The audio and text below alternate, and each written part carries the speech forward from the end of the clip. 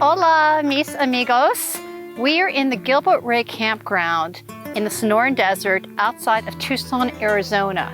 And I have to tell you, this is the most beautiful desert I've been in.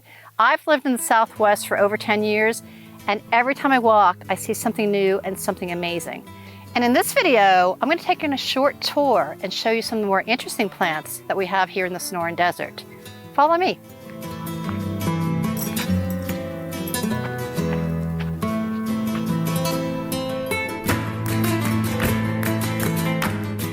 This, my friend, is the giant Seguaro cactus. It's one of the most recognizable cactuses, well, plants in the desert.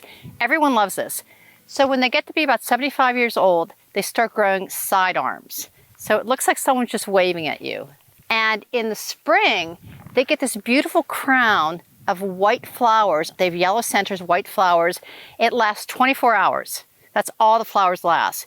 So the birds, bees, plants, bats, they all have to come in and get what they can from flowers and pollinate them elsewhere. The cactus flower of the saguaro is a state flower. They can grow to be over 200 years old. Some have been to 400. They can grow up to be about 9 tons. They're super heavy. They have a water system, and they can last a long time in the desert without water. And it's one of my favorite plants. And what we have here is a dead saguaro. You can see the eternal superstructure that supports this massive plant. It's almost like wood. They use this wood for fuel, splints, furniture. They use it for all kinds of things. It has a purpose until the very end. It's an amazing structure. And this is another example of the amazing superstructure of the dead saguaro. It looks like a column of cane. It's absolutely beautiful. And this is something very unique. There is a prickly pear growing out of this dying saguaro. It's growing right out of the joint there.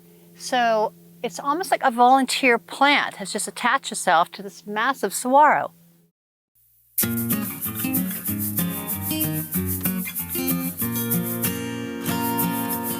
And this beautiful tree here is the Palo Verde.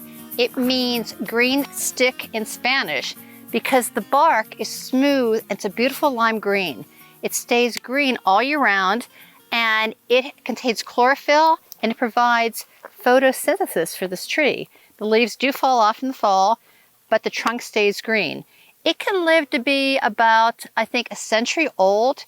It can be 20 feet tall, has beautiful yellow flowers right now. And if you listen, there are hundreds of bees on this tree, just bees everywhere. And they're making honey.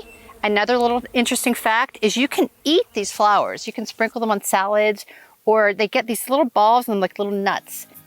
Wow, those are really good. They taste a little bit like sunflowers. They're delicious.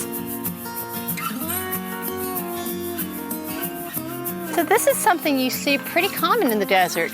You see a Palo Verde tree surrounding a baby saguaro. These two plants have a unique relationship.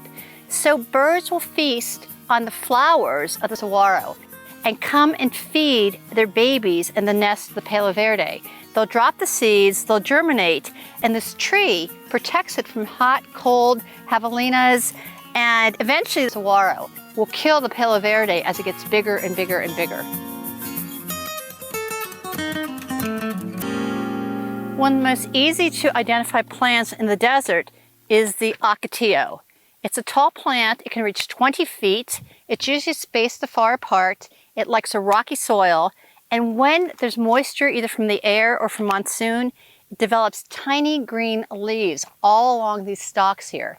And it has beautiful red clusters of flowers on top. It is usually found in the Sonoran and Cholla desert, and also in New Mexico and Southern California. And this little plant here is called a brittle bush because the leaves are really brittle, but it's not dead. When it has moisture, it gets these tiny yellow and orange flowers on it. It gets to be about 2 feet tall. It's not really long-lived as far as desert plants. I think maybe it lives to be 20 years at the most. And the indigenous people use these leaves as a chewing gum. They would just take it and chew it. And it also was used as a resin or a glue by the indigenous people. And that is the brittle bush.